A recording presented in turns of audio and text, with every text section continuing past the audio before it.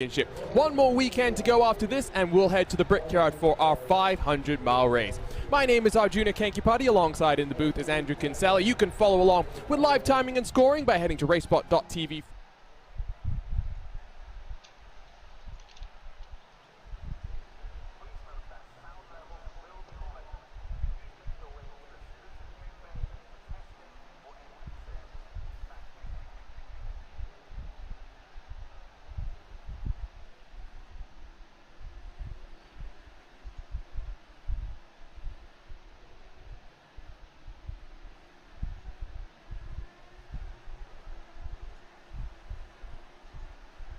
The track temperature's decreasing. It's now 95 Fahrenheit.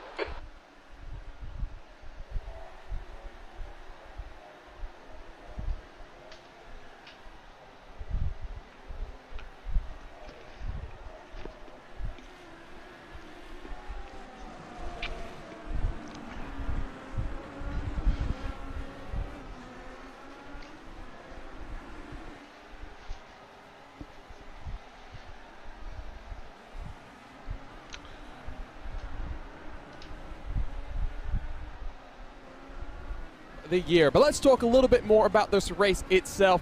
Elkhart Lake, like Andrew says, one of the best tracks in the world, if not the best in America. Just over 4 miles. It's a long one, Andrew. Plenty of uphill and downhill braking zones, different challenges for the drivers. Lots of challenging corners, lots of off-camber corners, uphill braking zones.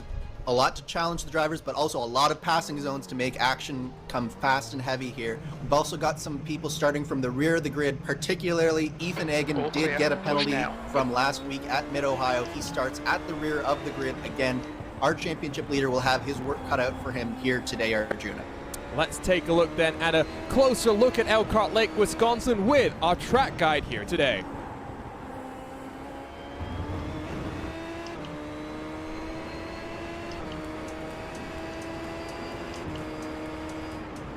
With 2 rounds left to go in the Classic IndyCar Series, drivers will be challenged by another iconic American circuit, Road America. After World War II, motor racing at Elkhart Lake got extremely popular. Before the construction of the current circuit in 1955, drivers would race on the public roads around the village. It was so prolific that parts of the course are noted on the National Register of Historic Places. Since the 1955 opening, very little has changed with Road America's layout. Long straights winding through trees, fast sweepers, and challenging downhill braking zones make for great overtaking opportunities. In 1982, IndyCar made their first stop here by the lake. A testament to the speed of the cars apart, Alex Zanardi still holds the lap record with a 141.874, a second and a half faster than the modern cars. Let's take a ride on board of this classic circuit with, you guessed it, Jamie Wilson.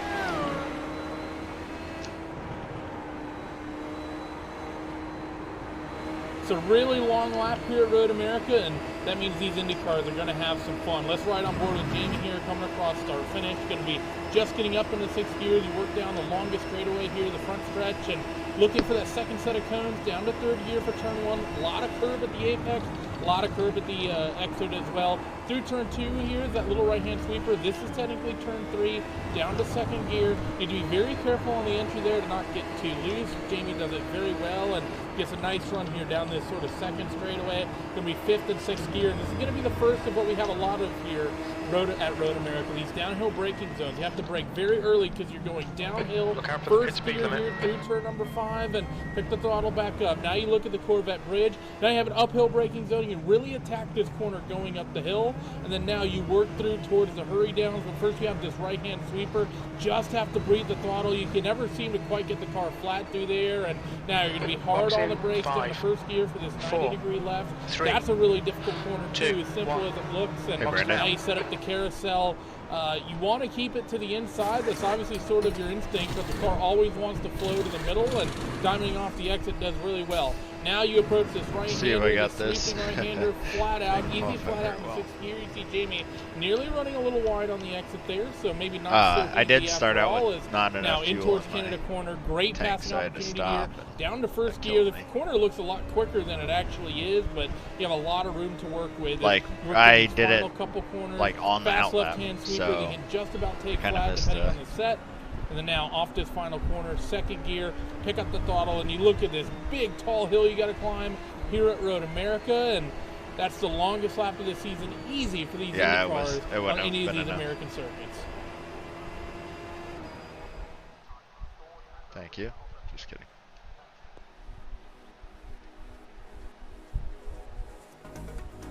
Long laps and long straights make for interesting strategy in racing. That means drivers will have their hands full for the entirety of this round of the 2021 Classic IndyCar Series.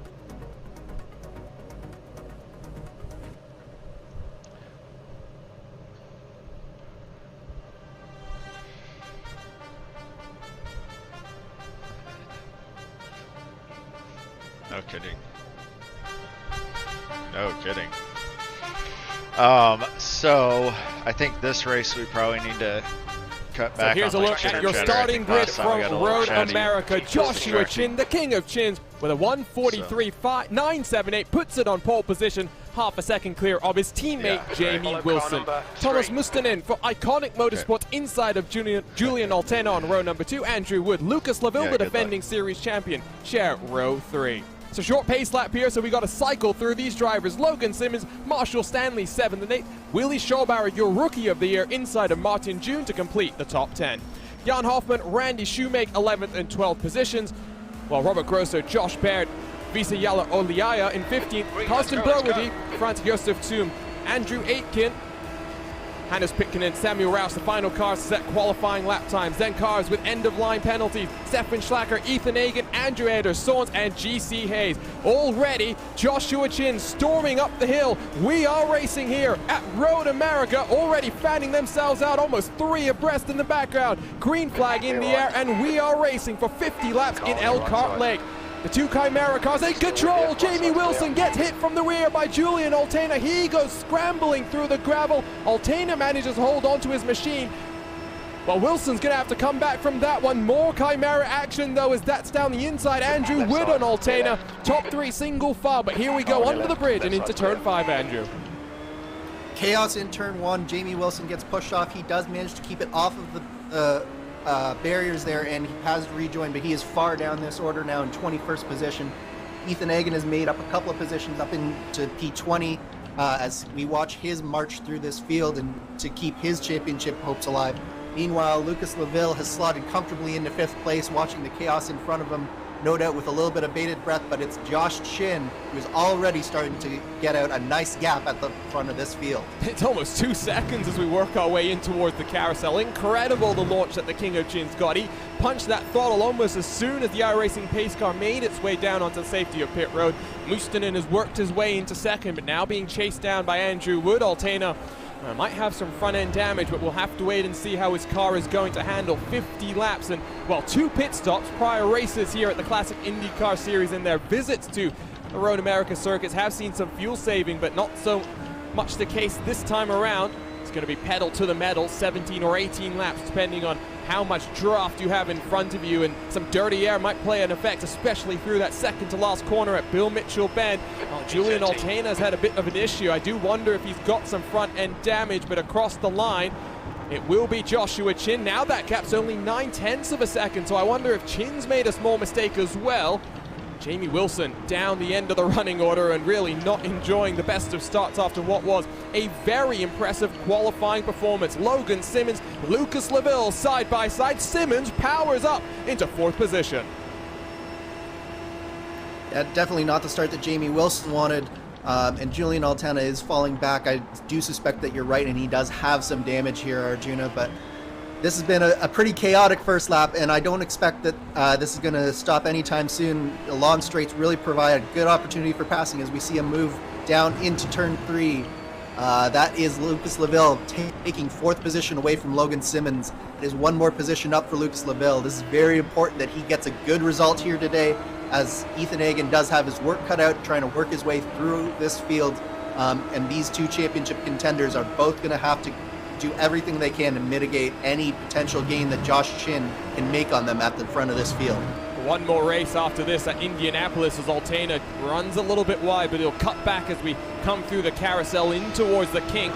Sometimes it just different lines and different approaches to that very fast sweeper, but this is flat out dirty air for sure playing a factor. You could hear Altena had to lift himself out of the throttle.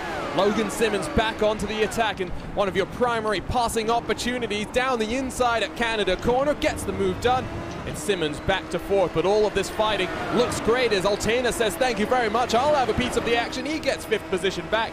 It's costing them a whole heap of time. 3 seconds, the gap between LaVille and Andrew Wood, who sits in that final podium positions. But like I was trying to say before, Simmons threw it down the inside into Canada corner. Not just the overall championship on the line, but the road championship will be decided here today. Ethan Hagen holds a 2-point advantage over Lucas LaVille. Joshua Chin 9 further points back. So if Chin can control this race, might be looking at a potential road championship, but Mustinen's really keeping him honest. Last time around, Mustinen, the fastest car on the track, it was a 1:45.557.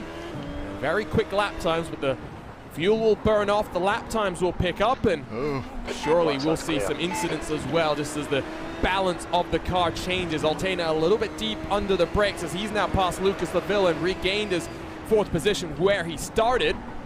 And now well and truly is a trolley train that's formed up behind these drivers. Let's turn our attention then to what we saw on the start, because it was pretty chaotic, having to cycle through the grid and then taking a look at that charge into turn one. Here's a look at first Altena, just a bit clumsy there. Andrew will jump on board with Jamie Wilson, but let's actually take a look at it from Altena's point of view. Just not able to sight that braking zone, goes a little bit deep and runs into the 87 car. Yeah, very clumsy stuff from Julian Altena. Can happen. It's very difficult to see your braking point into turn one. Same time, that early in the race, it definitely didn't. As we watched what happened to Jamie Wilson through the last corner of this race, and he actually gets into the back of Ethan Hagen, championship leader, so that was a bit of a clumsy move from Jamie Wilson as well, because he was never making that corner unless Ethan Hagen stopped him. So sorry to cut you off, sorry to cut you off. Logan Simmons sideways at Canada corner. So you take a look at the RaceSpot TV replay machine, but we're going to have to straight away turn our attention back to it, because something happened, and I wonder if it was side-by-side contact or no. He just gets into the grass, I think, loses the rear end of the car. Firestones come screeching to a halt, and Simmons in the gravel. Yep, you're trying to maximize every braking zone, and you're right on the edge of the track there, and Simmons just puts his wheel just a little bit too far onto the grass, locks up the rear tire, then around he goes, and that has paid to what was a fairly good start to this race for Logan Simmons, and he is right at the back of the field in 22nd position now. And I tell you what, you were right that Hagen did get a bit of contact, but there was something else that's happened here. It's Stefan Schlacker in a pink car. That's the 89 making contact. I think that was with the 96 of Vesa Heliolia, and Schlacker not rejoining in the optimal way, at least when that car behind came storming down into the carousel. A little bit of chaos then to kick things off here in Elkhart Lake. A little bit calmer out front. Mustinen still riding around in the tire tracks of your race leader Chin. Qualified on pole by half a second. That is a astonishing margin, and last time around Chin took the fastest lap back at 45.359. These cars really the quickest on the track by almost a full second from the rest of the field. No one's even in the 45s compared to these two. Quickest car last time around at 46.078 from Altena as he pulls away from Lucas LaVille in fourth position. Very, very impressive stuff, especially from Mustinen and Arjuna. He's done a great job to stay with Josh Chin here. We know that Josh has already had 2 victories on road courses this season, but Mustinen is not letting him get away. We were suspecting when he got that 2-second lead early that this might be an easy race for Josh Chin, but Mustinen is not letting him be that way, as we see that Josh Chin actually just goes purple on that lap. But now we turn our attention back to the battle. I believe that is Lucas LaVille and Willie Schwabauer. Schwabauer is also one of our very strong road course racers. He was battling for the lead at Mid-Ohio and nearly had the race won until that contact with 2 to go after a little bit of spin through madness with Josh Chin, and that sent him down the order. But he is a very strong road course racer, and he is pressuring the back of our championship contender Lucas LaVille here. So Lucas really doesn't want to let Schwabauer through here, because this could be the race, or every point matters basically for Lucas Laville here.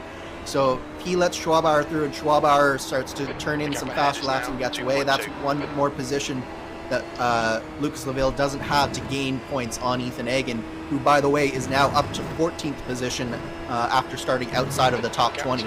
Making hay while the sun shines is your championship leader, +8 so far, as you will notice that for a number of these cars running pink paint schemes to support Breast Cancer Awareness Month. Willie Schwabauer, one of those cars, Martin June, another in 7th, and then the entirety of the Vortex team, which does, of course, include Lucas Laville. So supporting Breast Cancer Awareness Month, supporting our sponsor of today's race, the Wisconsin Breast Cancer Coalition. Still 0.7 of a second out front. Andrew Wood in a bit of no man's land, 4 seconds off the race leader as we jump on board with Schwabauer climbing up the hill. It is a much steeper gradient than you really get a sense of here on the sim, and once you ride up that hill, it becomes a bit of an interesting place to start the race, and I think that's where Josh Chin built up that 2-second advantage, but now reeled in by Mustonen, might be doing some fuel saving, even though not necessarily needing to save fuel to get to the end of the race without an additional stop like we've seen in the past. It might just make your pit stops a little bit shorter, might make your strategy work a little bit differently. Now watching the battle for 12th on back. Looks like Marshall Stanley has a little bit of damage to his front wing. Ethan Egan ready to pounce in front of them. Carsten Brody in the number 35 machine. Here comes the run though from the championship leader. Down the hill, need to brake a little bit earlier because gravity works against you, but Egan will try and slip it down the inside. Plenty of space being left between both of those contenders. Stanley off into the curb on the outside. Egan up to 13th position, so now +9, almost double-digit gains, but he's already 21 seconds behind your race leader, so not really going to be fighting for a race victory here as Ethan Egan, but still potential for a top 10 finish, and if we have carnage and chaos like we did at Mid-Ohio a couple of weeks ago, Andrew, could still potentially have a top 5 on the cards. Potential top 5 for sure, but this is also the dangerous time for Ethan Egan. We saw the contact that he got from the back from Jamie Wilson on lap 1. It's great to make hay while the sun shines, but at the same time he's got to be very, very careful for the rest of the time here as he makes his way up through this field towards the area of the field that we're sort of more accustomed to seeing him in. So he's in danger right now, but he's also got to take those risks. So it's not the place that a championship leader really wants to be in, but at the same time, he's got to take this race as it happens, and he's doing a great job so far as we watch this battle for P14 here between Andrew Aitken, Marshall Stanley, Vesa Ilha Olila, and Hans Pitkanen. We've got... go ahead, Arjuna. Egan's now past Brody, so now 12th, and 2.5 seconds behind Baird, so charge continues. Stanley's damage is really costing him time. You can see the front left of his front end plate on that wing has been crumpled in very slightly. Of course, these IR05s don't necessarily have the new damage model, which some of our newer Indy cars do have. What's happened to Andrew Wood? Off the track, I think, because he's now down to 4th, under pressure from the defending champion in Lucas Laville. I think we've got a couple more replays then to turn our attention to here.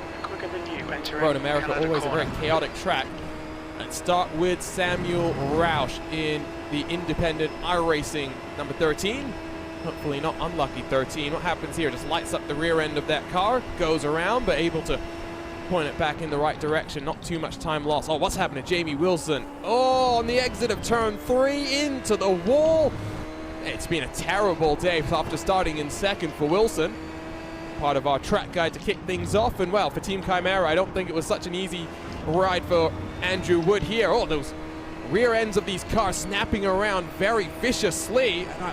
I think Wood might have a little bit more damage than the visual indication is there, Andrew, because he slammed into the wall with a hefty rate of knots. Now, I was watching these Team Chimera cars in practice, and they definitely have a very lively rear end, especially on corner exit, and I think that's what caught out Andrew Wood there, as well as Jamie Wilson, in fact. You have to be paying very, very close attention to this car in these tires at this track. This track is already notoriously fairly difficult for actually getting off the corners well. You're trying to get on the gas as soon as you can, and get down as hard as he can, but it can create some wheel spin. And as we see, Jamie Wilson actually just pulls over to the side to let some people through there. So his day continues to not do well as Lucas Laville actually overcooks it through turn 5.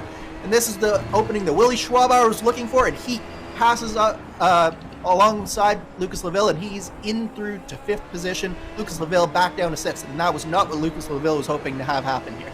Didn't need a second invitation, did our Rookie of the Year. Slight mistake from Laville. And that's all it takes. That's that downhill braking zone as well. It's so tricky because gravity works against you. It's the opposite of what you get going into that very next corner, the left-hander that takes you under the Corvette bridge. You can use gravity to brake that little bit deeper, slow your momentum just a little bit later. On the entry to turn 5 can be very tricky, Andrew. Yeah, the interesting thing about the brakes through turn 5 and through turn 6 is you actually get a lot more brake pedal travel through turn 5 than you're expecting. So for what can happen, basically what can happen is that you go in there and you go to your normal spot through sort of your muscle memory, and you realize that you're not stopping nearly as fast as you should be, and then you immediately go through turn 5 and up to turn 6, and you get almost no brake pedal travel because you're getting so much help from the pitch of the track.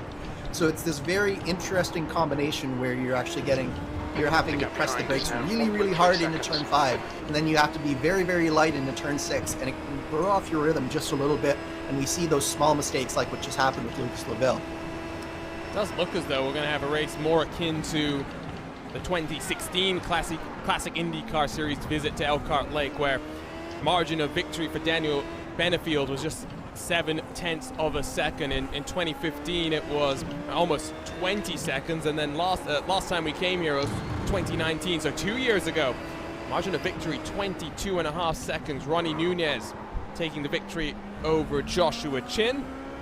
But this is the battle for that race lead. Mustonen still only 0.6 behind. Gap between now 3rd and 1st up to 9 full seconds. So these two very much in a league of their own and pulling away from the rest of the field. Still able to break away. Last time around for Mustonen it was a 44.906. So the pace is just intensifying and ratcheting up at this point in time as we'll take a look at our weather conditions. Relatively cool when it comes to track temperatures, given what you can get here on the iRacing service, especially at Elkhart Lake. 28 degrees in the air, 35 down on the track itself.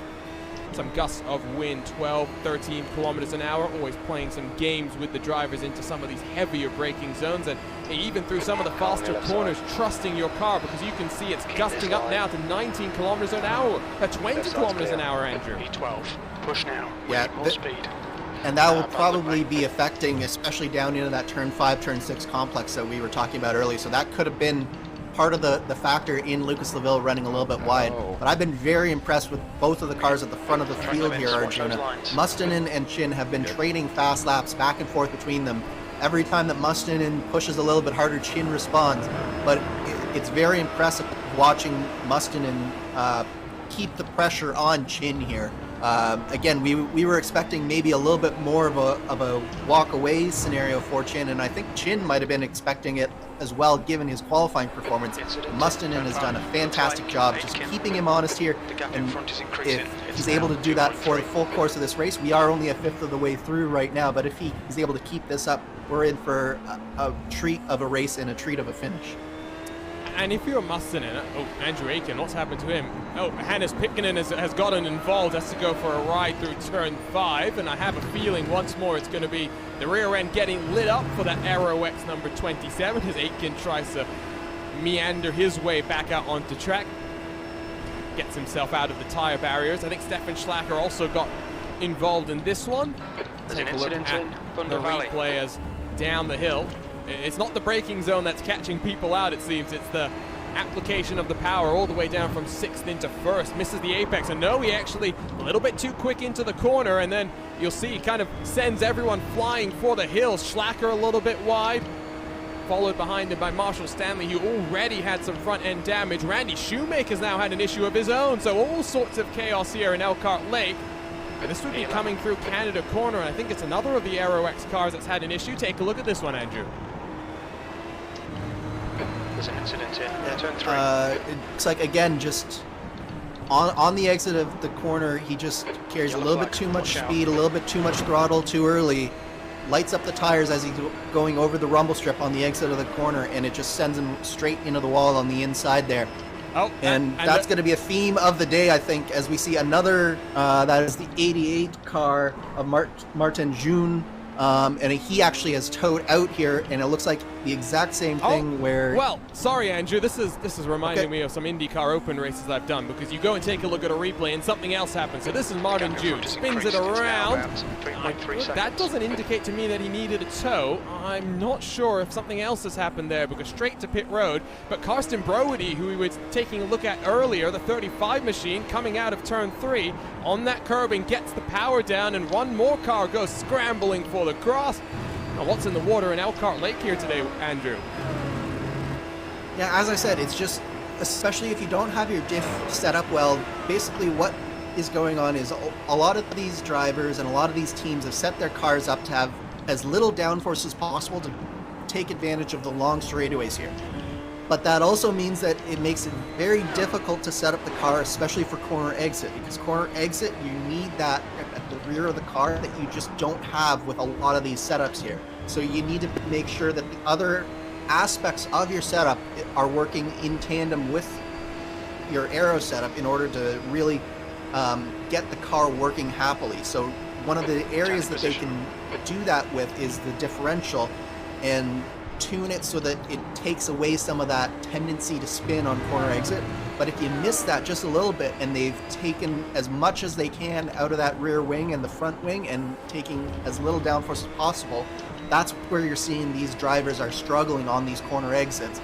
I think that we've seen the last of this, Arjuna.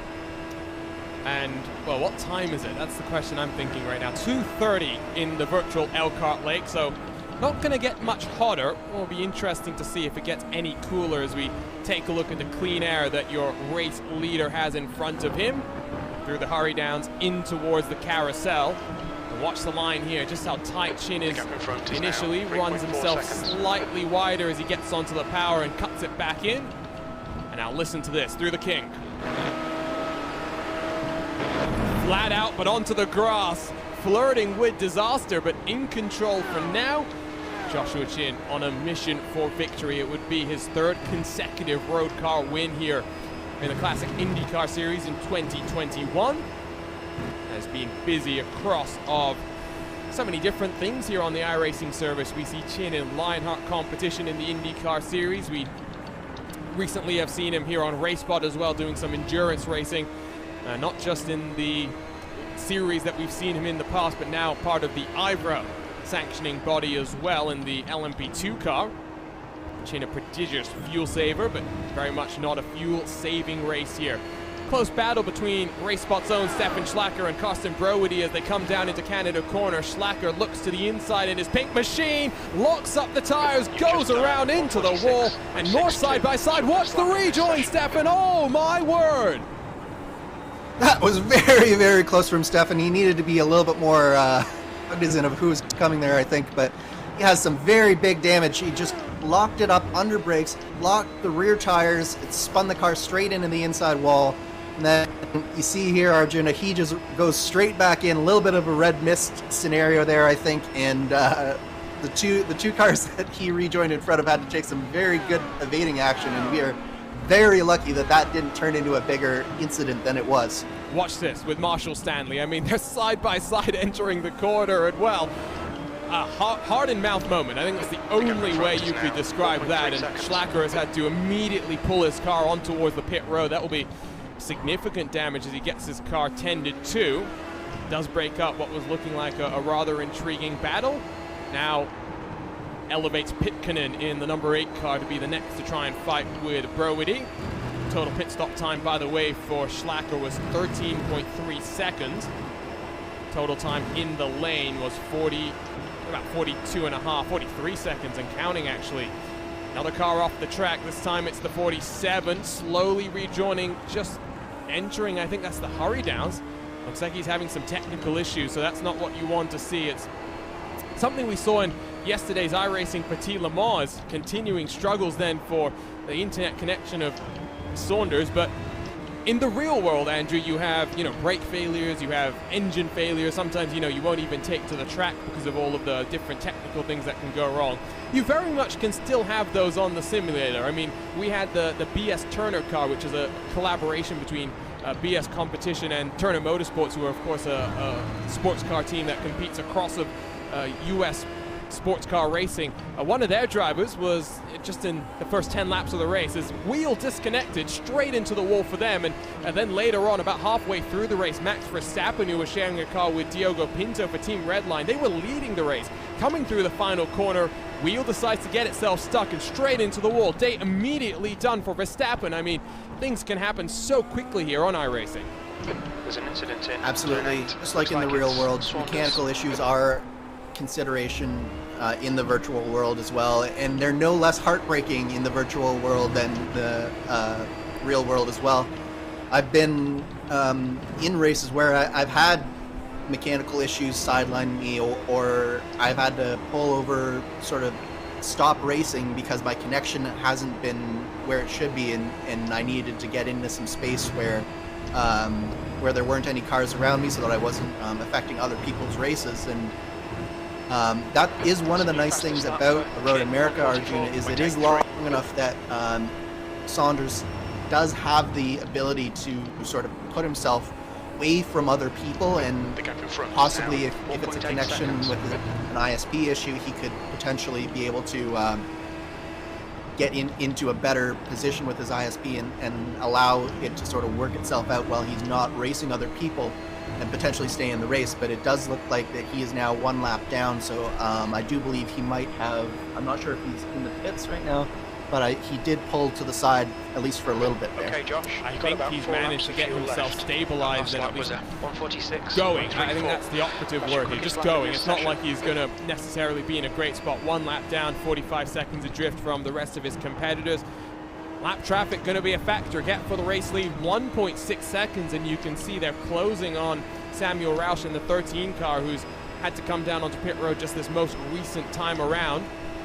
Gap now up to 2 seconds, so maybe the tire is just falling away from Mustonen as we're only a couple of laps away from the pit stop window. But I think we should take this time to bring in Ann Martell, who was part of our sponsor for today's race, Wisconsin Breast Cancer Coalition. And great to have you on the broadcast and talk to us a little bit about the mission of the Wisconsin Breast Cancer Coalition, around since 1994 and doing some great work for everyone in that community. Well, thank you so much for having me. I'm really pleased to be here. I am an Indiana raised, so IndyCar series is very near and dear to my heart. I'm dating myself here, but Bobby Unser and Al Unser and all those boys, although me and my sisters like Mario Andretti. But in Wisconsin, Road America, the course you're racing on today, is one of my favorites too. But Wisconsin Breast Cancer Coalition, our motto is Beyond the Pink Ribbon. We hear pink ribbon, we hear a lot about breast cancer awareness, but we are a small and mighty organization that goes beyond just awareness. We are fighting for advocacy and education, especially for women who are low income, women of color, our African American community and our Hispanic communities. They suffer much more from the effects of breast cancer, and we're trying to narrow that gap. And so, for people who want to get involved, how do they do that? Is there a way that they can donate or even volunteer to spend some of their time working with you guys? Oh, that would just be absolutely wonderful. You guys can go anytime to wibreastcancer.org, and you can see all sorts of things that we're doing. We have an advocacy day coming up October 19th, where we will be going to our legislators in Wisconsin, and we will be advocating for some legislation for Wisconsin women that has to do with dense breasts, as well as the Wisconsin Well Woman program. So if you want to volunteer and help us out, it's a virtual event. You can sign up and do it virtually.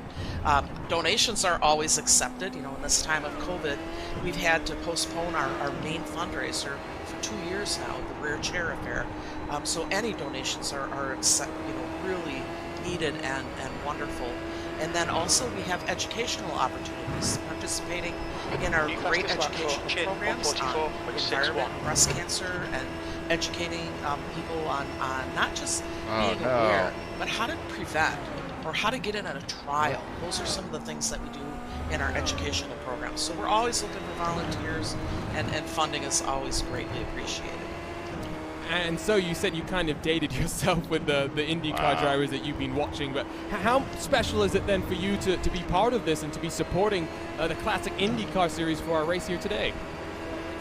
This is just so cool, and you know, I was looking at the breast cancer logos that you were putting on the cars and everything, and it's really neat. So I'm just thrilled to be here. This is really, I'd never heard of this before, and so it's a new awareness for me, and I'm really enjoying it. Great to have you being a partner of the Classic IndyCar Series, and best of luck this month. Of course, it is Breast Cancer Awareness Month, and just for those who are watching, just remind them of the URL to learn more about your organization. I absolutely will. It's wibreastcancer.org. Thank you for the time, Ann, and well, hopefully this race lives up to the expectations that have already been built. It's been a great start, to say the very least. That is very true. It's been very exciting, so thank you so much. So that was Ann Martell, part of the Wisconsin Breast Cancer Coalition. Great to have their support here, and a reminder, you can support them as well. Learn more on their website. We are entering into the pit stop window, though, so Ethan Hagen has already ducked down onto the lane. 11 seconds stationary. Marshall Stanley, the next one. Of course, he has some front wing damage to get replaced. Gap for the race lead, though, has started to balloon on up. The consistency has been there for Joshua Chin last time around. Fastest lap of the race, a 44.612, and he's going to extend it one more lap. So it'll be an 18-lap run for him, a minimum of an 18-lap run. And I do wonder, as I'm taking a look at my timing screens here, Andrew, the pit stop time for Ethan Hagen compared to those cars that had front wing damage was only about 2 seconds shorter, so it's not that much shorter of a stop as, oh, Andrew Wood has lost it on pit road. The struggles on pit road continue for Team Chimera. What in the world? It looks like Andrew Wood just lost it under braking, coming up under the bridge, and just spears into that tire barrier, and that will be a significant amount of damage to the 64 Team Chimera car.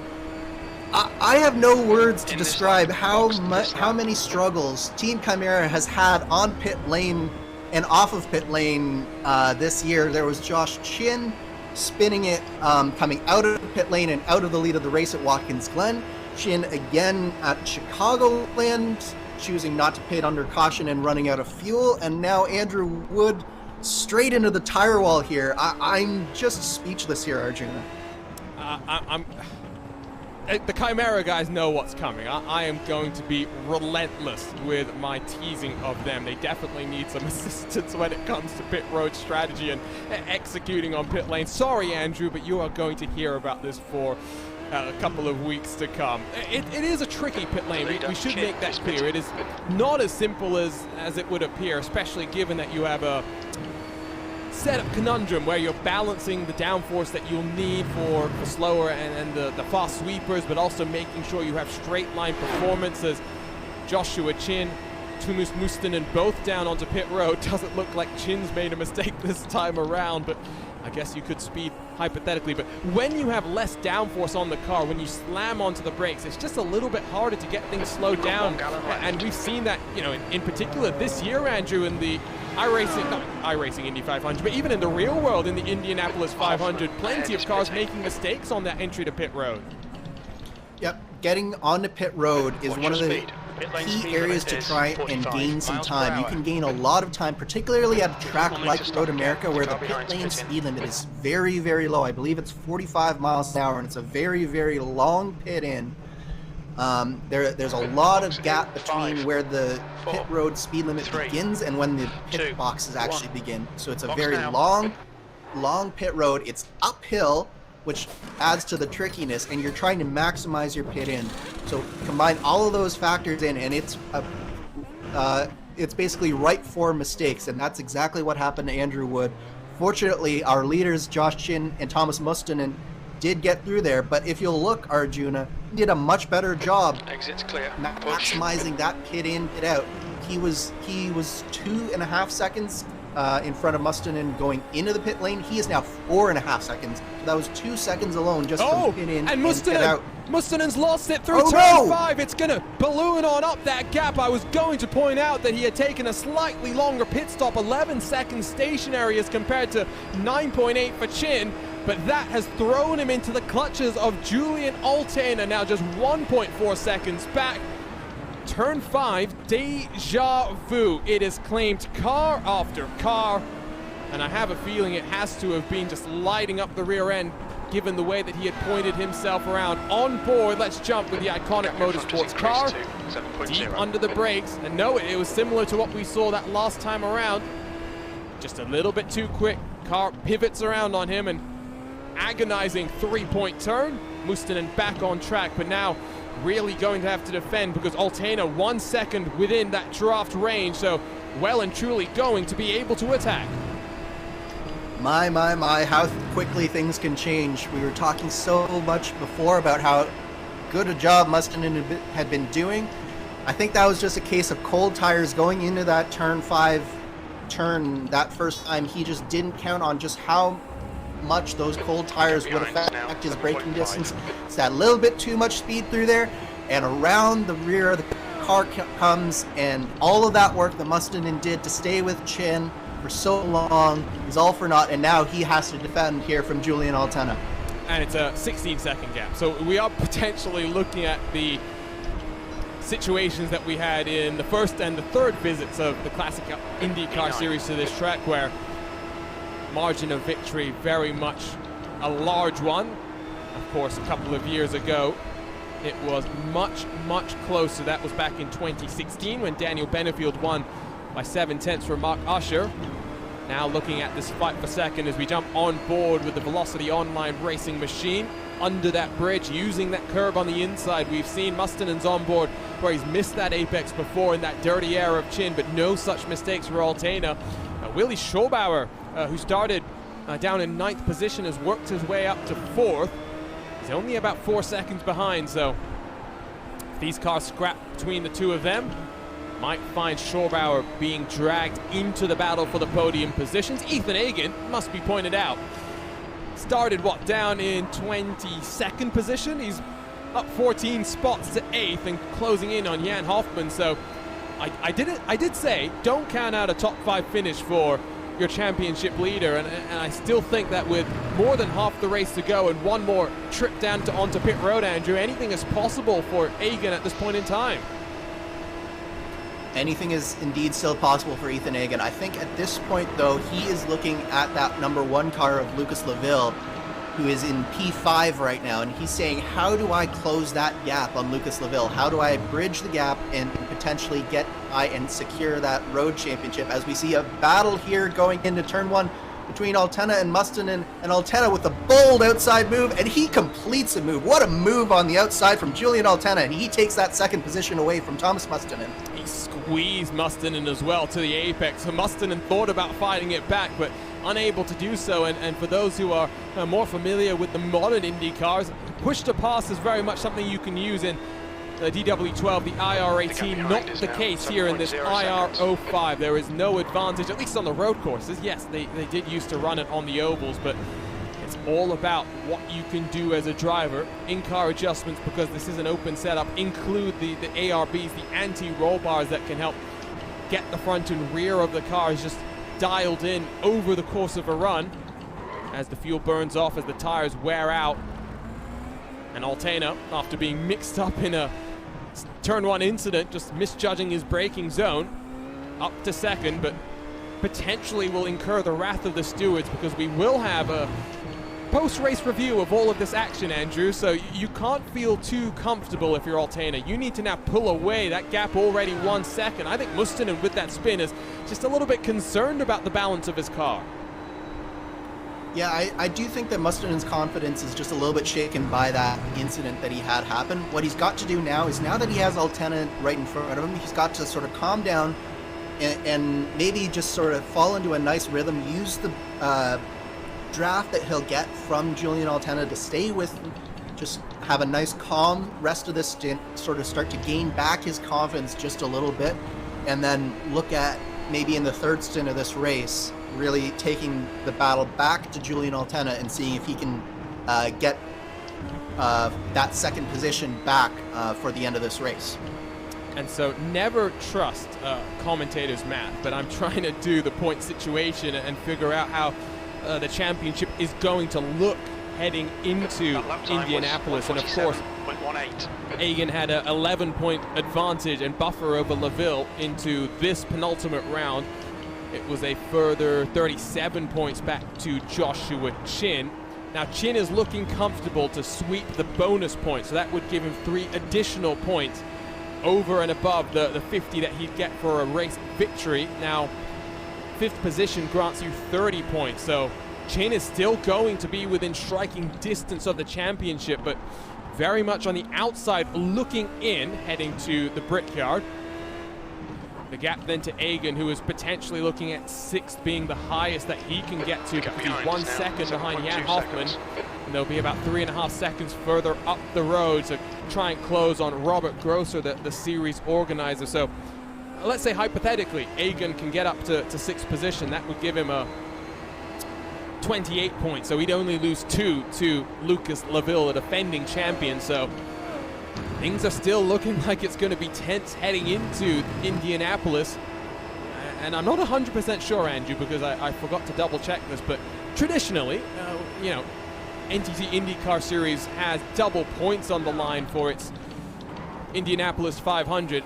If it's the same for the Classic IndyCar Series in our series finale, that is going to amplify the impact and importance of every finishing position there, because Joshua Chin very much could steal the championship in the final race of this season. And it should be noted that last year in the Classic IndyCar Series, but we talked about Andrew Wood's struggles on pit road, Joshua Chin had a nightmare on pit road himself, so you can never say never when we head to the Brickyard. So many things are possible. Josh Chin is doing exactly what he needs to do in this race to keep himself in this championship. Lucas LaVille isn't looking the strongest here today. Ethan Egan has not been able to get through the field fast enough to really take advantage or to really mitigate the disadvantage of that end-of-line penalty that he had to start this race. He's been working over Hoffman for a few laps here, and he hasn't been able to get by him, and he's losing more and more time. So Josh Chin is definitely still in this championship fight, and he has to know that he's made some mistakes at previous rounds. He was fortunate to get away from them at Mid-Ohio. I don't think that he can afford to make any mistakes here today, Arjuna. I think that the pressure is on to have a really, really clean race from Josh Chin, and he's got to sort of turn around the narrative that has been happening this year about he'll make some mistakes every race. That can't happen here today. He's got to take advantage of this opportunity to get maximum points here today, as we're still on board with Ethan Egan now in the battle with Hoffman here. And if I do believe, if my calculations are correct, if Ethan Egan can get up and pass Robert Grosser, that is a tie for the road championship here today. So both Hoffman and Grosser are teammates to Lucas LaVille. They will surely know what the championship situation is for both the overall and the road championship. So it'll be interesting to see just how much trouble they give Ethan Egan as he tries to secure both of them. I think you are right. Now it's going to be difficult to try and pick apart the road championship, because you also have to factor in the drop weeks. For Ethan Egan, it doesn't look like he's going to be able to better his previous drop week, which was at Mid-Ohio, where he also scored 28 points with what must have been a 6th place finish as Hoffman runs wide. This should open the door for Egan to slide on by. Not going to be too difficult, because Egan got a much better run under the bridge and down into turn 5, but the German has the inside line. That's the preferred line if you're feeling brave under the brakes, but you can't sweep around the outside. Last of the late breakers. Egan knows that this is the championship on the line. He can't afford for any sort of contact. He will live to fight another day. So in terms of the drop weeks, Lucas LaVille will lose 26 of his points. So they effectively are kind of tied on points coming into this one if you factor in the way that the drops played out. whoever finishes in front, and correct me if I'm wrong here, Andrew, will win the championship effectively, the road championship to be specific. You are correct, Arjuna. I was not factoring in those drop weeks. So Ethan Hagen, he knows that he has about 20 seconds to make up on Lucas Laville right now. That is doable for Ethan Hagen. He has shown himself to be fast when he's in clean air. The problem is that he isn't in clean air right now, and he's got to find a way past Hoffman, and Jan Hoffman will not make it easy because, again, he is part of that Vortex stable, and he will be not only fighting for position on the track, but he's also fighting for his teammate to win this road championship here today. So what you're saying is he's going to do a Jimmy Johnson on Roman Grosjean at the WeatherTech Raceway Laguna Seca. Up the hill they come under the NTT bridge, and it's a little bit too far behind. It's 4/10 of a second for Hagen. Not going to be close enough to have the look in through turn 1. Pokes his nose, just shows himself in the mirrors.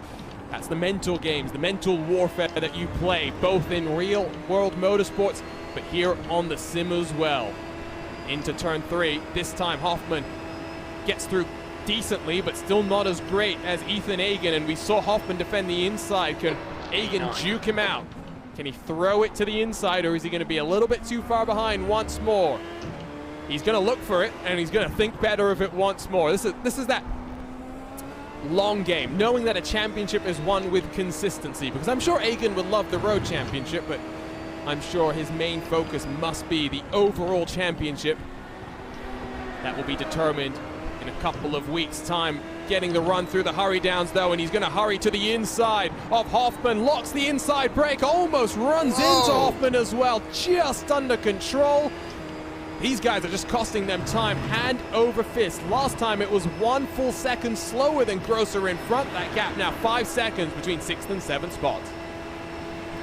Yeah, I don't think that Hoffman cares so much about costing Hagen time right now, frankly, Arjuna. I think that right now, Hoffman's main objective is to keep Ethan Hagen behind him. Ethan, he's employing sort of a two-pronged strategy here. Yes, he's trying to overtake Hoffman. You can see, as he did in the turn 5, he's also trying to pressure him through a little bit of fake maneuvers, selling him the dummy a few times just to try and throw him off his game. It almost worked. Hoffman ran wide on the exit of turn 5, and that set that up for the move that we saw almost be successful into turn 8. But Hoffman shut that door with authority, did not allow Ethan Hagen at him, and now Ethan Hagen has fallen back just a little bit as he tries to regain some momentum here through these first few corners of the lap again.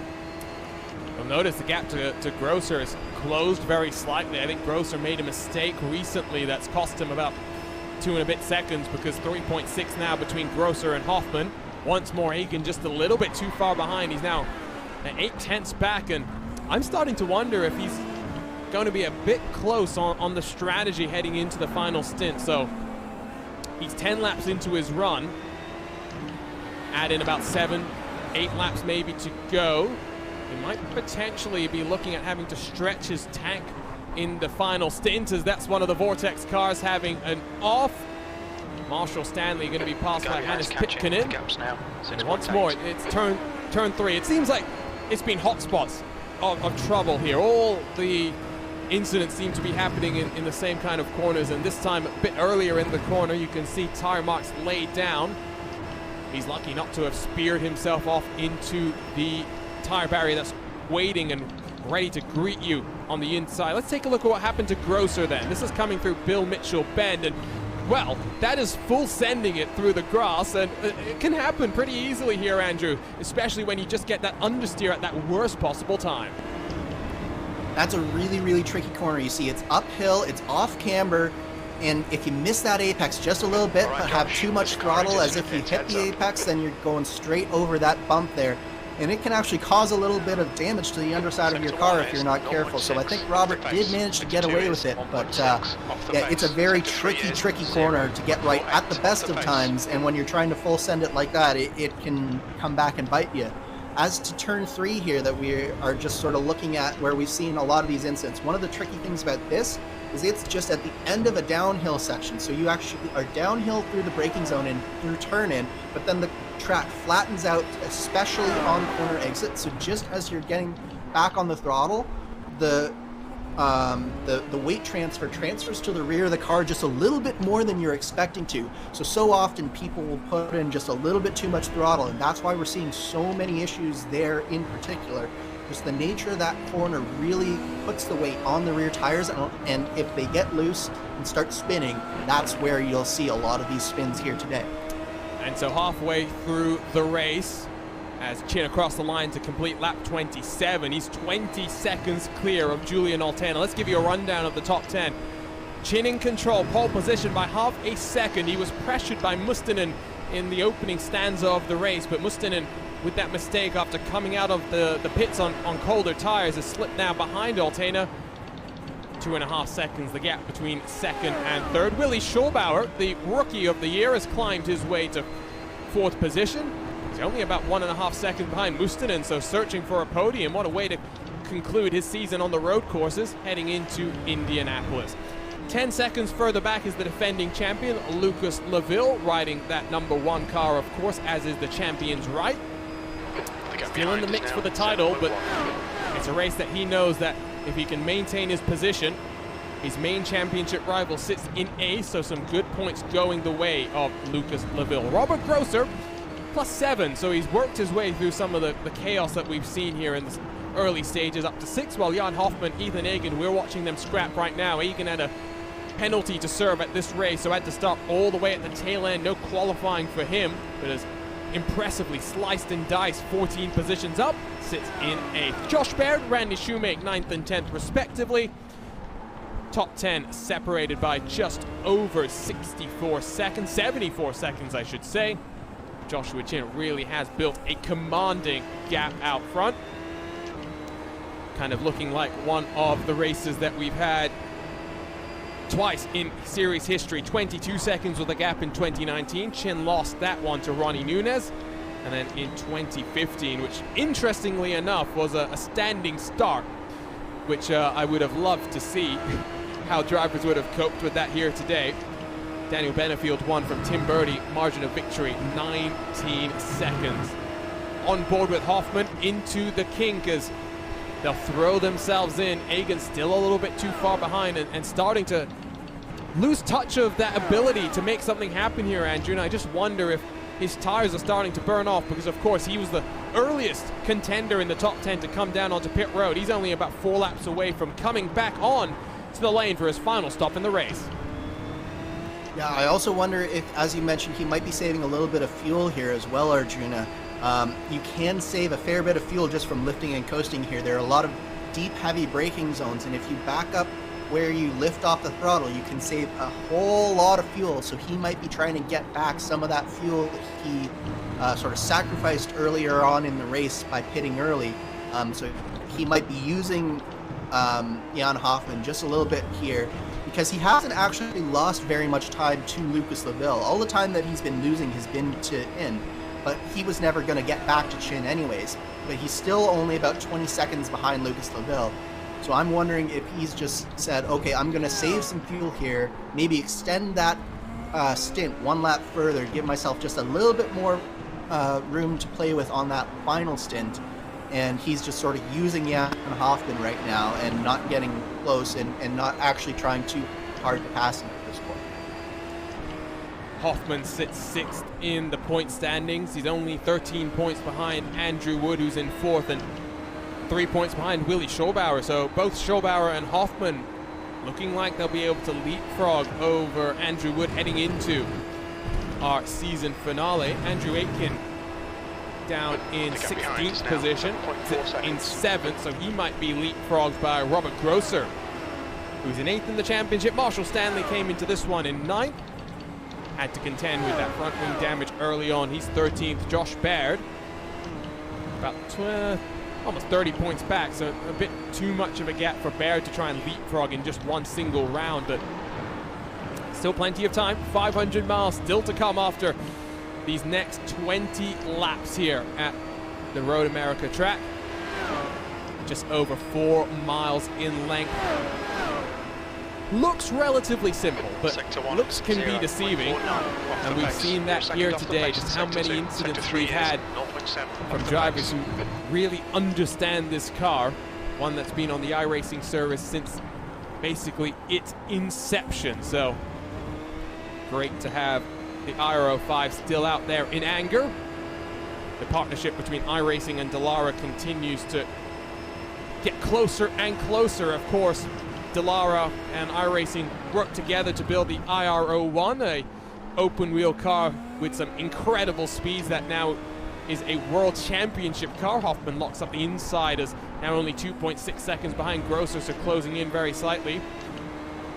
And now hopefully the next step of the Dallara and iRacing relationship will see the next generation of endurance prototypes come to the iRacing service. Dallara will be building the LMDH car for BMW, another company with pretty extensive ties and a great relationship with iRacing. Maybe we will see that LMDH brought to the service, maybe even before it turns a lap in anger like we saw with the BMW M4 GT3, which came to the service as a prototype. Eventually got an update to its fully homologated version. That gap now 0.3 of a second, and you said and you speculated that Grosser might have gotten away with that without any underside damage after his excursion on the outside of Bill Mitchell Bend. I'm not 100% sure, Andrew, because his lap times have really fallen off a cliff right now, and these two cars are really starting to close in, gap under 3 seconds. Yes, they are closing in, Arjuna, and it looks like Ethan Agan might be setting up for a pass down the front straight here.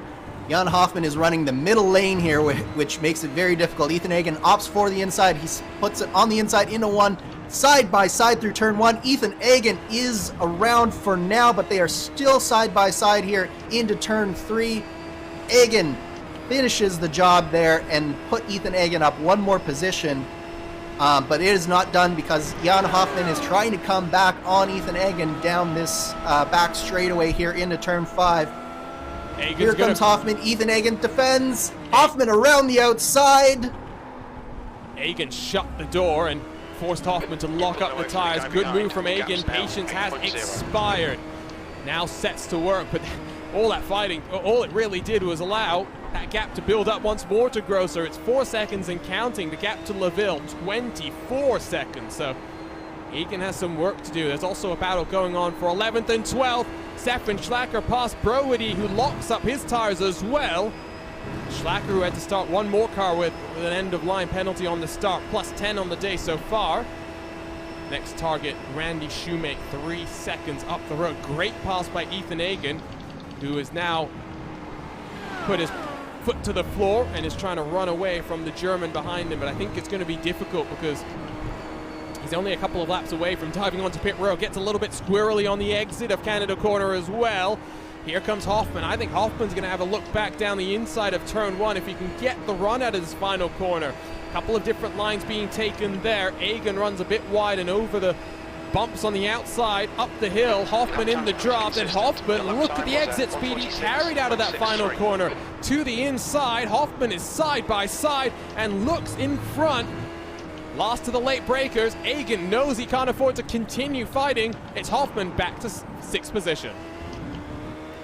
Ethan Agan, I think, fell victim there to something that a lot of racers can have happen, is he was following in behind Jan Hoffman for so long that you almost get into a little bit of a rhythm watching the car in front of you, and then when you get into clean air again, suddenly you have to be identifying the braking zones yourself rather than reacting to the car in front of you.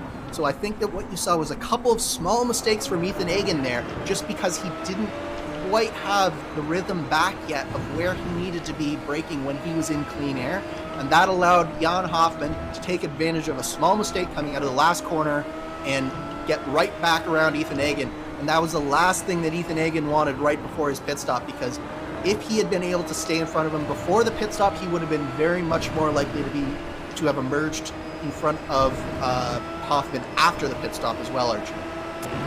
And so I'm now trying to speculate as to where, if Agan decided to come down onto pit road this time around, which he could, he is within the pit stop window, would he have some clean air? So total pit lane delta is anywhere from 42 to 44 seconds, and that is also dependent on how aggressively you are attacking that pit lane entry. We saw, of course, Andrew Wood coming unstuck.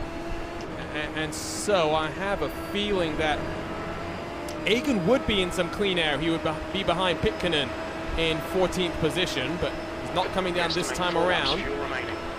Maybe come in, try the undercut. Of course, you'll have a heavier car, but clean air can be crucial to building that pace. And like Andrew says, don't necessarily then follow the car in front. You are released to run your own pace. You can also see just how separated the field is at this time, because Joshua Chin in the 93 car, Gap behind is now 7.5 seconds.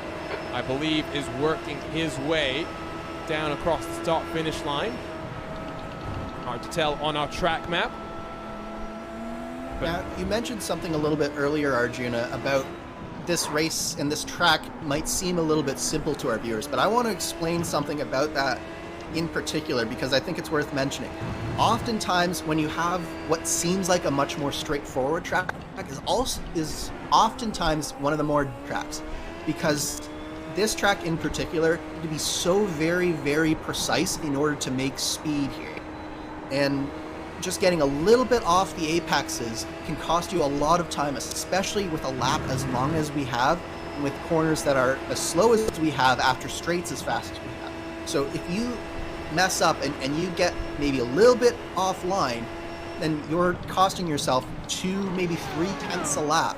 And over the course of a race, that's a very large gap. So what we're seeing with these drivers here today, especially when we're looking at a fight like we have with Ethan Hagen and Jan Hoffman, is that they're having to be very, very precise, and small mistakes is what's costing them positions here. And that is one of the hardest positions to be in as a race car driver. Is it's not finding 95% of your speed, it's that extra 5% to keep the guy behind you at bay, what we're seeing here today on screen. And I mean, we've gone from Mid-Ohio right to Road America. So Road America definitely easier to pass at, but I don't think you can necessarily say it is an easier track. And I do think setup plays a huge factor there, because it's that balance that I was mentioning before as well, right? It's maximizing your top end speed so you can make the passes, right? You don't want to be a sitting duck on some of these long straightaways, but you also need to have that car underneath you that handles well, both through the fast sweepers, but also through these slower corners. You mentioned the diff earlier. Getting the power down is always a tricky thing, given how much power these cars have. So, like I said, looks can be deceiving, and Hagen has a big wobble there over the top of the hill coming out of that turn 6 complex into the hurry downs. Would suspect Hagen will be down this time around, so it will be, what, a 15-lap final stint for him. It's going to be slightly shorter for Jan Hoffman. I don't know if Hagen is going to be able to cycle in front of the car he's racing on track right now. The replay machine has caught something, and it's Josh Baird in the 23 car. That's coming down the bottom of turn 3. I think he got a wheel off into the grass there, Andrew, because of the way that car pitched around on him. Yeah, I think it was a combination of just getting a little bit of the car on the grass into the braking zone, and he was already carrying a lot of speed anyways into the corner, so I'm not sure that he would have actually made that corner very well, even if he hadn't put a wheel on the grass there. So that iconic motorsports car took a little excursion, but I think that was a case of no harm, no foul. I do want to mention Ethan Hagen, who is now down on a pit road, actually has signed on to be with Iconic Motorsports next year in this series, and he will be actually working with them. He is still representing SRC, but he is also working in a technical alliance with Iconic Motorsports for the remainder of this season, so that is probably helping his cause. Iconic Motorsports has been having some really good setups this year. So it's a 10.9 second stop, one of the longer ones that we've seen as your race leader is down. He had a shorter stop in that first cycle of the race. Don't necessarily think we'll see Altena, Mustonen, and Schwarbauer in on this lap, but Joshua Chin, no dramas on pit lane this time around. King of Chins will have 15 laps to go to complete this race. Basically a lights to flag victory for him. Don't think he's going to lead every single lap though, because indeed there goes Altena into that race lead as Chin in his box, pit crew working away. It is also closing up between Schwabauer and Mustonen. So that pace that we saw from the number 22 car in the early stages has kind of dissipated, and now under pressure from the Rookie of the Year. Schwabauer with a great run off the exit of turn 3. I think he's still a little bit too far behind, as under the cheese bridge they will go to take a look onto the entry of turn 5. But I think that move is coming, and that's one thing that really, in an open setup series, you have to contend with, Andrew, is the turning of the tides, if you will, because you take a look at the conditions now. It's cooled off about 3 degrees Celsius, and that can really play a big factor in the way your balance of the car changes around. It affects the balance, and it also will affect what type of downforce level you need, Arjuna. So I think what we're seeing is some of the cars and teams that went with a little bit of a lower downforce setup, their car is coming much more into its own now. It's not using up the tires quite as much. So as the tires and the grip of those tires stays underneath it, it's able to take advantage more of that straight line speed that it has. So I think that a guy like Willie Schwabauer, that's what we're seeing from him. As we see, Ethan Agen is battling with, I believe that is the 96 car of Vesa Ilha Olila. That's not what he wanted to see, in fact, on this outlap, and he has come off far worse for the wear with Jan Hoffman. Yeah, and it was almost two and a bit seconds quicker in the lane for Jan Hoffman. So Agen is 4 seconds back. That is cruel, and well, you do wonder then if Agen had made the move stick a little bit earlier, if he'd be in a slightly better situation, as the top 3 all onto pit road. Altena, Mustonen, Schwabauer.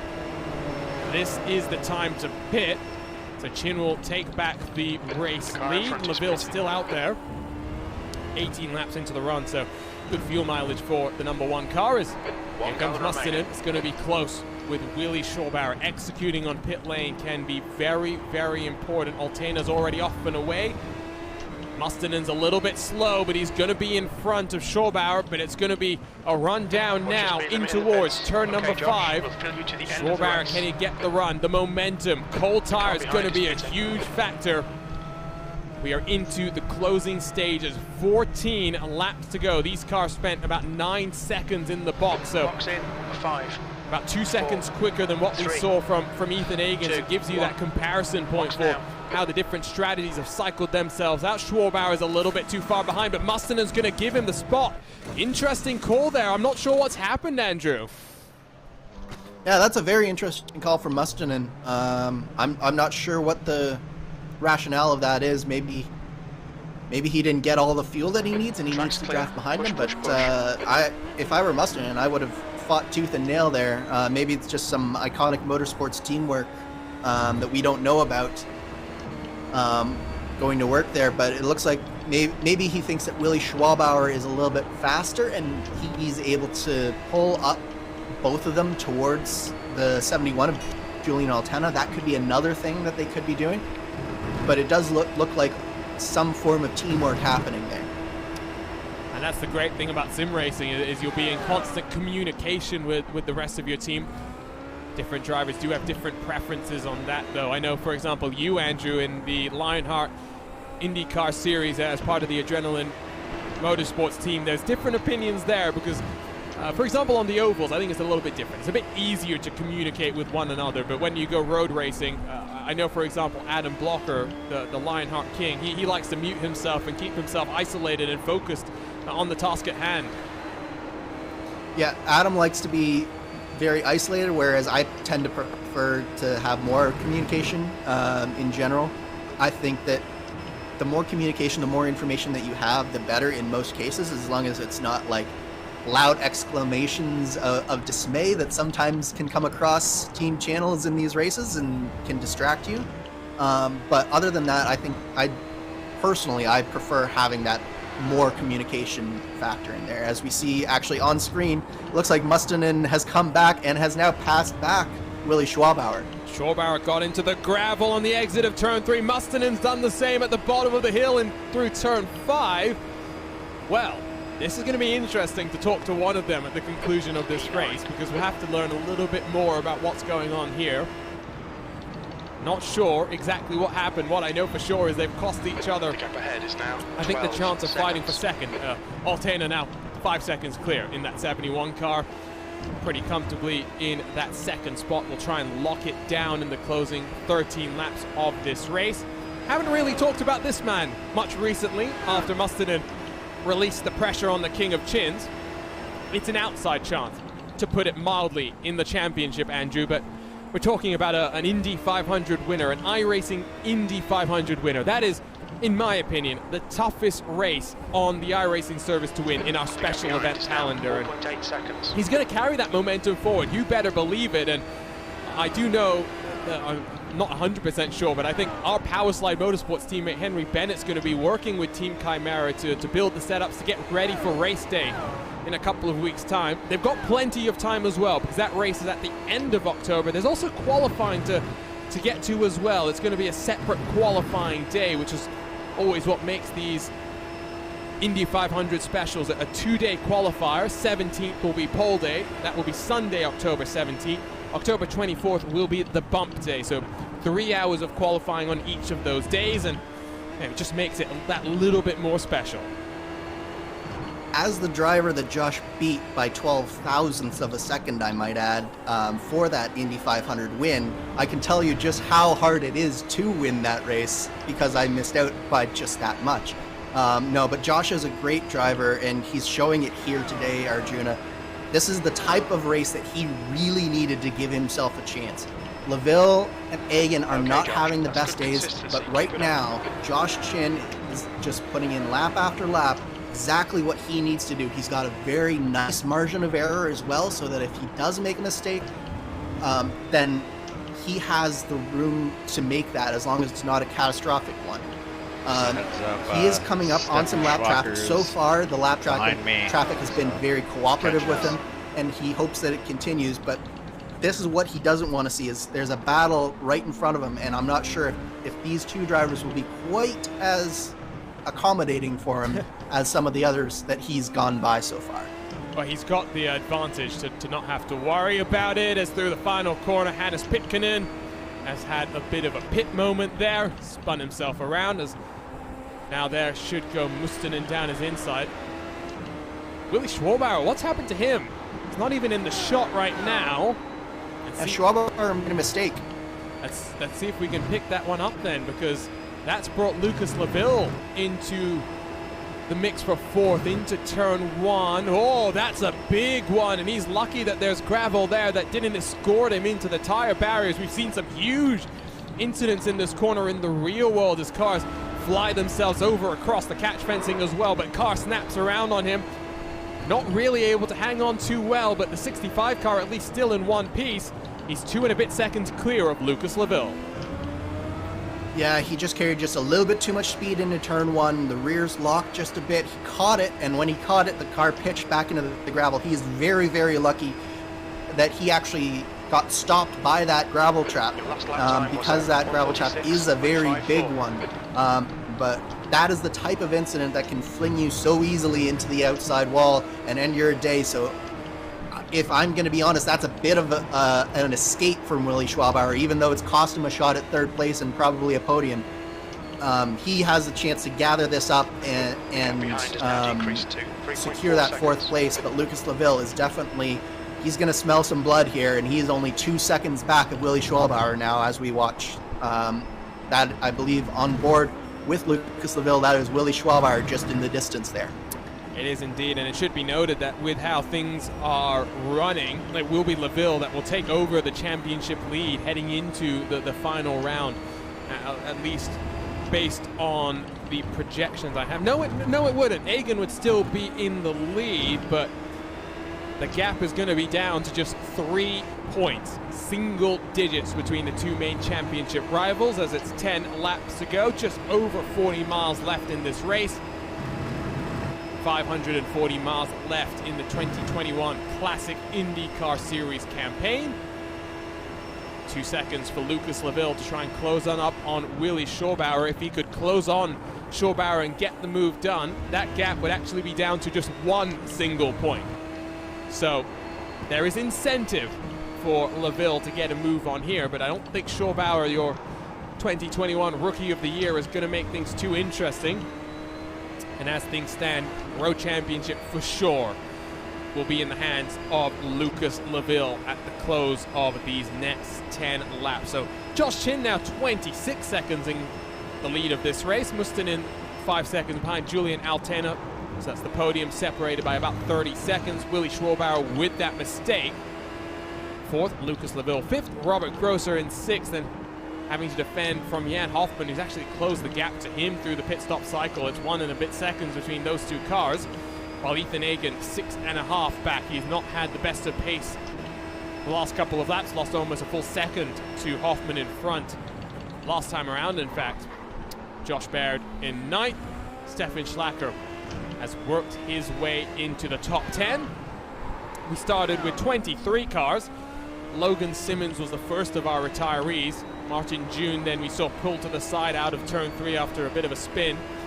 Retired his car. Andrew Saunders, Andrew Wood, Samuel Roush, the rest of the retirees. Jamie Wilson, after qualifying in second on the outside of the front row, got sent into the gravel in the shadow realm by Julian Altena. Then a couple more trips through the gravel for good measure for Wilson. Still 1 lap down, circulating at the tail end of the field. He'll be in 18th place. Would get him 12 points on the championship standings. Laville's closing. Is he closing quick enough? It's 1.7 seconds. And to quote Murray Walker, Andrew, it is one thing to close, it's another thing to pass, but the Road America, a track with plenty of passing opportunities. Plenty of passing opportunities, but the one thing with this older car is it doesn't have the ground effects of the TW12 and the IR18. So one of the symptoms of that is that it is a lot more difficult to follow, especially through higher speed corners. And what do you have here leading onto a lot of these straights? You have some of those higher speed corners that make it so difficult, particularly corners like the carousel. So it's going to be a tall task, just as you say, to actually get past for Lucas Laville, and it'll be interesting to see whether he actually wants to get past Willie Schwabauer here and how hard he tries to do that, versus is he going to race for points knowing that Ethan Aikman is behind his teammate Jan Hoffman and is not in danger of really gaining too many more positions here in this race.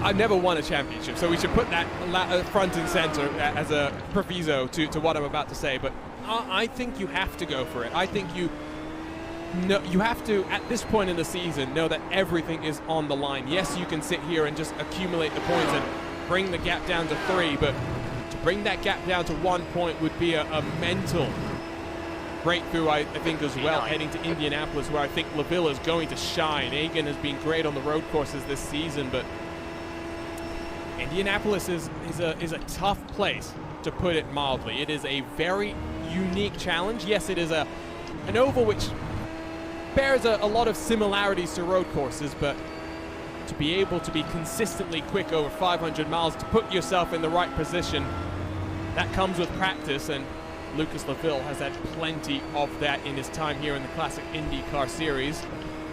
He clearly has the pace. It was a tenth of a second eaten into the gap last time around. Under 1.5 seconds as they'll go under the Corvette bridge, but he is running out of time. Yeah, I think the right way to describe it, Arjuna, is that if I'm Lucas Laville, I have to be opportunistic but not brave. I think that if the opportunity presents itself, then definitely he should take it, but he shouldn't be the one chucking it down the inside and potentially costing himself points in a clash with Willie Schwabauer, because we did see Willie Schwabauer make a mistake at Mid-Ohio, and it cost him the win, and it nearly cost both himself and Chin, as we see a little mistake. That was Josh Baird making a small mistake, and Stefan Schlacker took advantage of that, put Schlacker up into 9th place and Baird down into 10th place.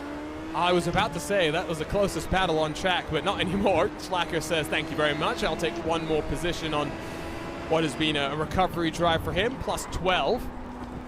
So 2 drivers with end-of-line rear of grid penalties, I should say, have worked their way through the field. 8th and 9th for Ethan Hagen for Stefan Schlacker. Gap between LaVille and Schorbauer now 1 second. You're right.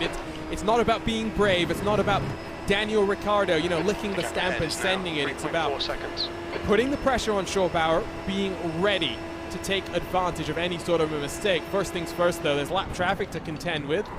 It's the 34 machine that they've got to find a way past. Franz-Joe Stums, I think, should make things easy, but will also give some draft to Lucas LaVille. There's also another lapped car down the road, so lap traffic might have a part to play in this one. One thing as I was watching Schwabauer make his way through those lapped cars is it does look like he might have a little bit of possibly some under tray damage from that excursion into the gravel at turn 1, because he did look a little bit down on power as compared to that Aero X car.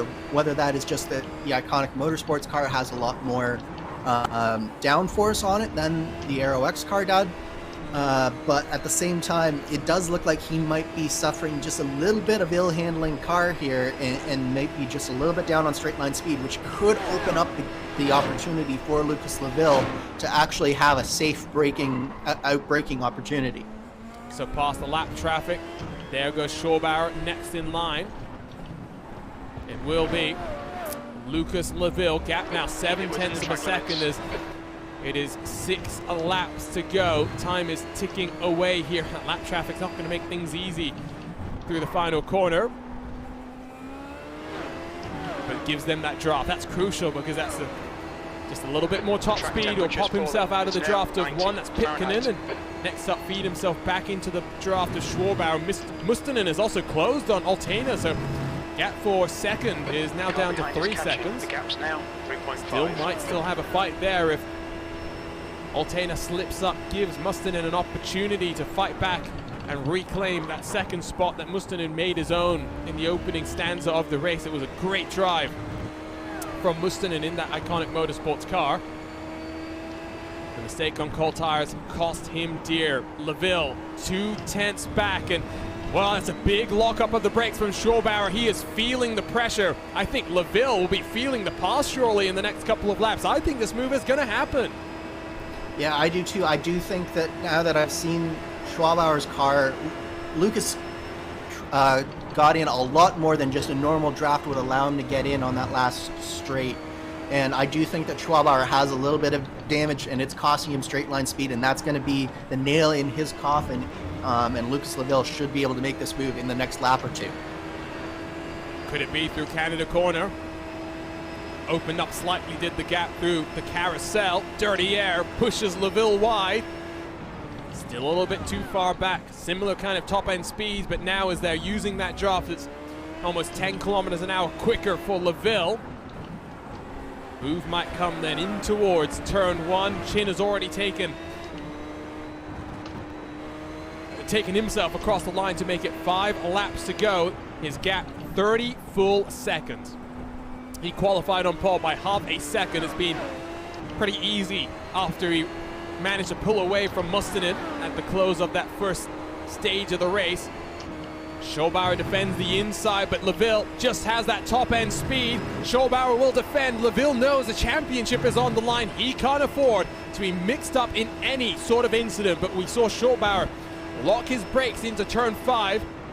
If LaVille can get the run here, he should be able to work his way past Schorbauer, lock himself as your road course champion in 2021 and put himself 1 point behind your championship leader. Around the outside and deep under the brake, it is LaVille through to 4th. Schorbauer can do nothing to defend. Title gap will be 1 point heading to Indianapolis. It will be all to play for in 500 miles of action. What a move on the outside from Lucas LaVille through the braking zone. He used his straight line speed advantage there to perfection. Got in front of Schwabauer by the braking zone into turn 5 and just had a nice late braking, smooth corner there and perfectly sealed off that gap. And that is precisely the type of move that could potentially win Lucas LaVille the championship, as you mentioned. Having those extra points is going to be very important for him. We know that Lucas does a great job at Indianapolis. It'll be interesting to see now that Ethan Hagen has joined Iconic Motorsports and will be working with them, whether that will make a difference in his Indy 500 efforts as well. So this is going to be a fantastic championship race as we come down to the end. And don't count out the man in first either. Josh Chin is still, I believe Arjuna said 30 seconds in front and increasing. And he is doing everything that he possibly can to make this a 3-horse championship fight. Let me try and do that math again. So it was 37 points the advantage coming into this race, with Ethan Hagen sat in 8th. The championship advantage, Chin is only going to be about 9 points back. So 3 drivers separated by 9 points. You are not going to want to miss the season finale here in the Classic IndyCar Series. Once more, 500 miles of racing at the Brickyard. It will be. And if I'm not mistaken, Josh had a 2-point advantage in drop weeks as well. So it might only be 7 points, in fact, Arjuna. Yes, no, you are right. It should be 7 points. And that, wait. 7 points for the final race between 3 drivers. I don't think that includes the bonus points either, Andrew. Oh my word. So this is gonna be a spicy finale, isn't it, Arjuna? Yeah, so now I have to do a bit more math. So I'm going to go off and do that very quickly. Oh, wait, was that Schorbauer wide? I think it was, into the grass. Should relinquish any sort of fight that he had, but at the very least, shows just how treacherous the kink can be. Let's jump on board with Schorbauer and just ride through this fast right-hand sweeper. He is committed, foot to the floor, murders the DRS board, but at least doesn't spin himself around, because that would have been disastrous for him. Very strong drive, other than one mistake that we saw from him, Andrew.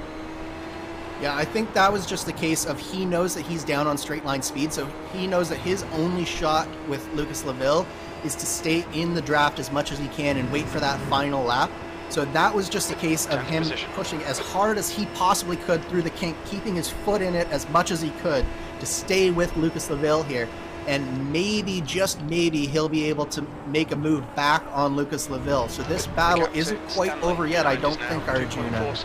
But it's been a great drive, really, from all of the top 5 here today. One mistake from Willie Schwabauer, another mistake from Mustonen, but other than that, these top 5 have done a great job here today. And to confirm, yes, Chin will get 3 bonus points. Pole position, leading the most laps as well.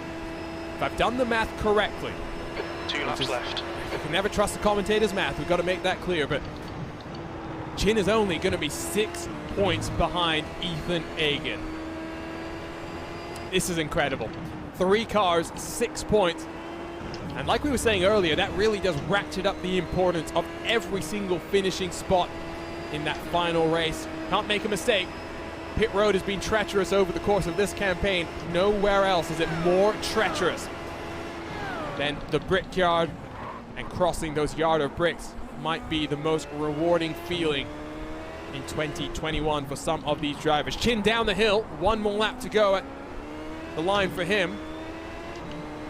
Looking for a championship here, and it's been busy for him across of action. We've seen him on RaceSpot TV in all sorts of machines, IR01, IR18, both IndyCar competition, and Dallara P217 in prototype action.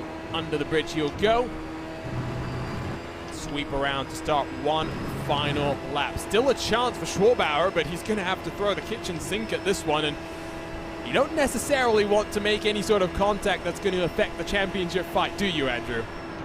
You really don't, but Lucas Laville has been making a few small mistakes, and it's really allowed Willie Schwabauer to get right back into this fight Josh, here. just cut the track. So, as much as you don't want to influence the championship, if you're Willie Schwabauer and an opportunity presents itself, you really don't have very much to lose. Lucas Laville, on the other hand, has a whole lot to lose if he makes a mistake, or if Willie Schwabauer makes a mistake and takes him out. So that equation really makes it difficult to be in this position for Lucas Laville, because he's got to put this race, as much as he wants to maximize points here, he's got to Come on, keep pushing. big picture, and if a big move happens, he's got to be the one who sort of lifts out and just says, no, you first, sir. And it's very, very difficult for a racer to do that. And Lucas Laville is nothing if not a true racer, so it'll be very interesting to see how this final lap plays out.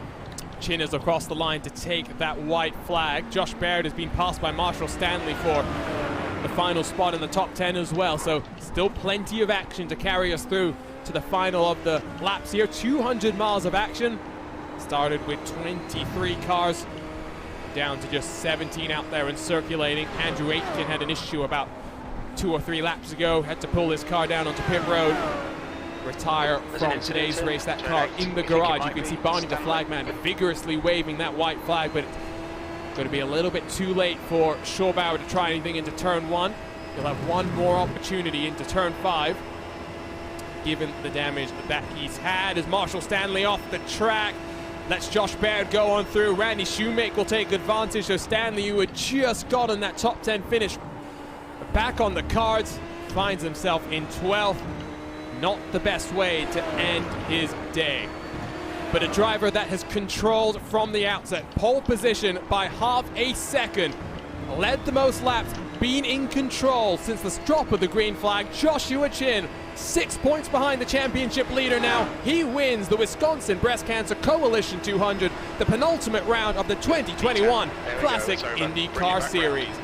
It will be all on the line for Chin, for Laville, for Egan heading into Indianapolis. My, oh my, what a title showdown we have on the cards. Schorbauer is still chasing down Laville. He'll have one final chance to try and sling it down the inside, but he's just a little bit too far behind to make anything stick. Looks like Laville will hold on to that 4th position. Julian Altena across the line in 2nd. Might have a trip to the steward's office after this one. Contact with Jamie Wilson into turn 1 on lap number 1, but bounced back very impressively from that. Altena finishes then in 2nd. Mustonen rounds out the podium, and what a drive from Mustonen it was. We saw the pace early on. Might see him being a very strong factor next year on these road courses. Laville holds on for 4th, Schorbauer in 5th. Robert Grosser, Jan Hoffman will line up for the rest of the Vortex guys in 6th and 7th position. Tough day then for your championship leader, and looks like it was a tough day for Marshall Stanley at the closing stages. Let's go ahead and, before we take a look at our race results, take a look at what happened to Marshall Stanley here. Andrew was coming in through the hurried downs and lights up the rear end and goes for a spin. And one of those instances where he just carries way too much speed. He hits the bump on the inside of the curb there, and it upsets the car, spins him around. But I definitely want to mention just how good a job Josh Chin did here today. I think the most important thing, though, for Josh is this was truly a mistake-free race, and those have been so few and far between for Chin. Having a mistake-free race this late in the championship and putting himself back in shouting distance of winning this thing, all of the momentum in the world is now on Josh Chin's side here going into the final race of the season at the Indy 500. We've already talked about how well Josh has done in the past on iRacing at the Indy 500. This is setting up to be an absolutely fantastic, as we see a little bit of post-race shenanigans. Contact there. Shenanigans, yes. Between Josh and another car. But this is setting up to be an absolutely fantastic finale. Well, I'm not sure who that was. Was it Robert Grosser? I'm not 100% sure. I believe it might have been Robert, yeah. Okay, that's what I thought. I don't think the man behind the series is going to mind too much, but thanks everyone that tuned in. That's the wonders of iRacing. Even when stuff goes like that, at least you know that everyone is A-okay and there's no